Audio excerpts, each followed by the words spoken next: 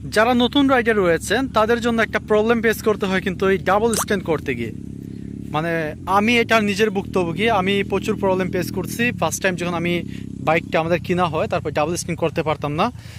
শুধু আমি নয়, আমার পাশাপাশি আমি দেখেছি যে অনেকে এটা নিয়ে কিন্তু প্রবলেম ফেস করে। সো এটা কিন্তু সলিউশন খুবই সিম্পল।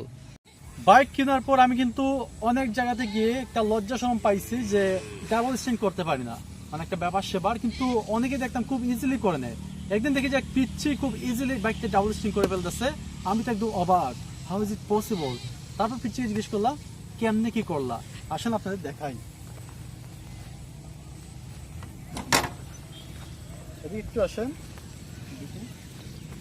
ফার্স্ট টাইম যখন আমি ডাবল স্ট্যান্ড করতে চাইতাম তখন কি করতাম, এইভাবে টানাটানি করতাম, কিন্তু কাজ কিছুতেই হইতো না। কিন্তু এটা খুবই সিম্পল সলিউশন।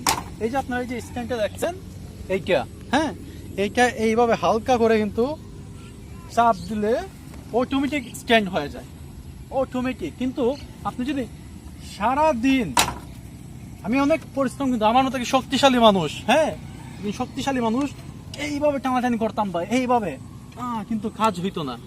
তো দেখলাম পিচ্ছে একটা পোলা এইভাবে দিচ্ছে, অনায়াসে করে ফেলছে। সো এই সিম্পল জিনিসগুলো কিন্তু আমরা অনেক সময় আসলে ভুলে যাই। এই জন্য আজকের ভিডিওটা। ধন্যবাদ সবাইকে।